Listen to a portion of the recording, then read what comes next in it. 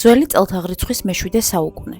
ქალაქები რომი და ალბა ლონგა მტრულად არიან განწყობილები ერთმანეთის მიმართ. მასშტაბური ომის თავიდან ასარიდებლად თითოეული ქალაქიდან 3 საუკეთესო მებრძოლი უნდა შეირჩეს და ერთმანეთს შეებრძოლოს. რომიდან ტყუპი ძმები, ჰორაციები აპირებენ საკუთარი ქალაქის თავისუფლებისთვის ბრძოლას, ხოლო ალბა ლონგადან ძმები კურიატები. ფრანგი ნეოკლასიცისტი ჟაკ ლუი დავიდი სამეფო შეკვეთის შესასრულებლად რომს ეწვია 1784 წელს, რადგან მისივე სიტყვებით რომაელების დახატვა მხოლოდ რომში შეეძლო. კომპოზიცია 3 ჯგუფადაა გაყოფილი.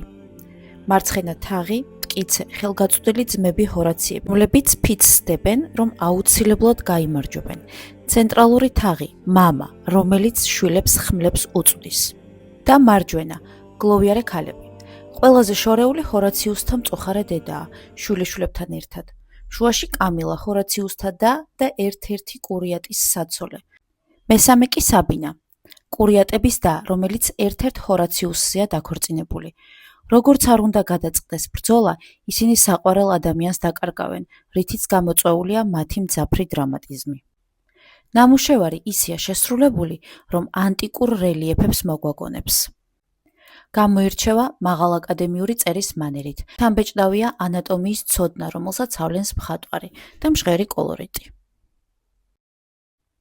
მამაკაცების მტკიცე, ვაჟკაცური პოზები კონტრასტში მოდის ქალების დრამატიზმსა და მოშვებულ პოზებთან. ჰორაციუსთა ფიცმა რომსა და პარიზში მნახველთა აღფრთოვანება გამოიწვია და ჟაკ ლუი დავიდს თავისი განსაკუთრებული ადგილი დაუმკვიდრა მხატვრობის ისტორიაში. დაცულია ლუვრის მუზეუმში.